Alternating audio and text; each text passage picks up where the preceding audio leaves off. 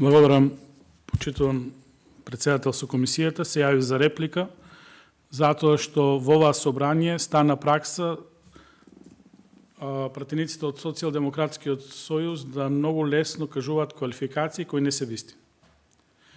И во најмала рака се манипулативни, односно ја доведуваат јавноста во заблуда. Почитувана колешке, дали го имате прочитано законот за изградба на коридорите 8 и дел од коридорот 10? Тој закон вие го гласавте и во тој закон стриктно е наведено 60 часа работно недело. Значи, во законот за изградба на коридорите 8 и 10, вие тоа го наведувате. И сега што сакате да манипулирате овде пред јавност и да кажете дека со договорите ќе има 40 плюс колку ќе се договорат, јас ќе ви кажам, ќе се договорат 40 плюс 20. 40 плюс 20 е еднакво на 60, тоа е математика од прво оделение. И тоа што вие манипулирате, дека ќе се договорат и тоа писмено ќе направат согласност, односно договор. Тоа е уште полошо. Затоа што работникот во суштина ќе прифати дека нема никакви права. Со прифаќањето на 60 часовни работни во текот на неделата, или вие како што милувате 40 плюс 20, ги ставаме тие луѓе во многу сериозна ситуација. Загрозена ќе биде нивната здравствена состојба, нивната психофизичка состојба. Односно, во моментот кога тие ќе доживеат несреќа, нема кој да ги заштити. Затоа што тие ќе прифатат и ќе се согласат дека тоа е дел од договорот. Нема да имаат никакви работнички права. Тоа е проблемот. Значи, во вториот дел, кога рековте дека ова ќе се однесува на стратешки проект. Дали, ако се однесува на стратешки проект, тоа значи дека треба да бидат загрозени работничките права. Значи, со 60 часа работно време сериозно се загрозуваат работничките права. Значи, прочитајте било која студија. 40 часа работни во текот на неделата, тоа е неслучајна бројка. Тоа е неслучајно решение и во Европската Унија и во сите развиени земји. Тоа не е случајно и дел од овие конвенции, односно овие денес што ги разговараме предлог на закони. Затоа што на тој начин се заштитуваат работничките права. Вие тоа што убаво го рековте, ќе најдеме терминологија со кој адекватно ќе го решиме проблемот. Проблемот не можете да го решите затоа што вие сте веќе донеле закон во кој стриктно пишува 60 часа работ во текот на неделата. 60 часа пишува, колешки, прочитајте си го законот, не читате доволно.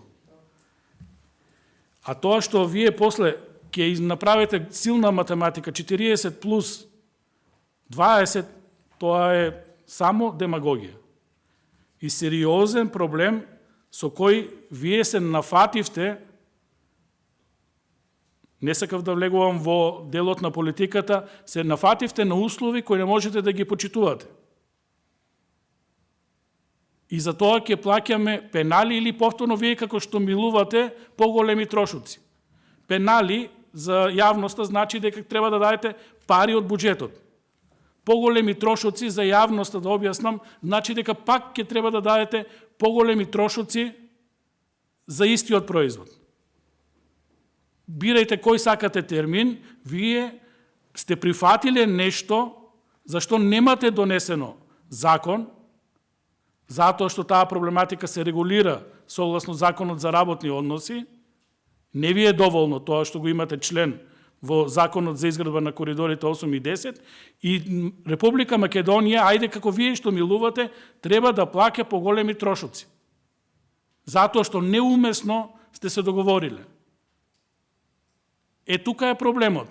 Сите сме за автопатишта и вие убаво кажавте, меѓутоа, дали за тие автопатишта треба да плаќаме екстра пари кои ги немаме на располагање, за кои треба да се задолжуваме, затоа што долгот на државата е 8 милиарди евра и треба да сега со вашите наивни договори да стигне до 10 милиарди евра и сега тука ние треба да се согласиме. Со што да се согласиме? Тоа е плачка на државниот буџет.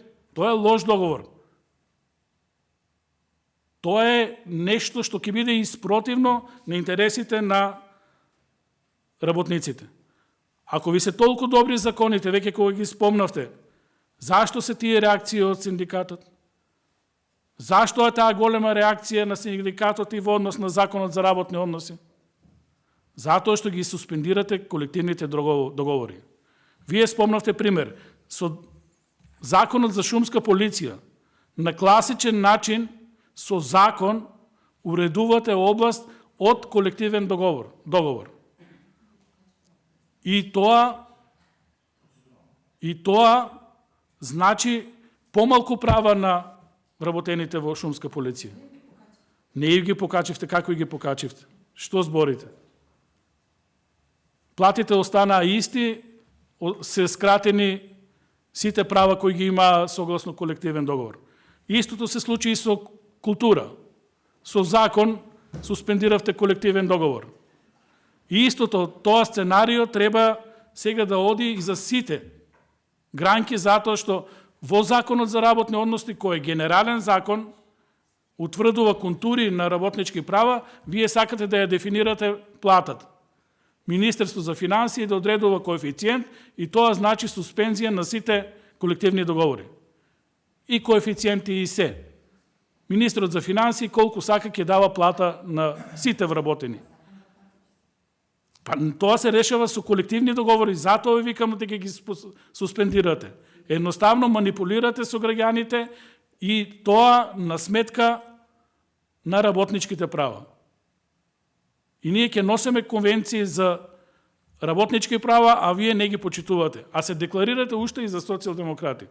Тоа е најмалку трагично. Благодарам.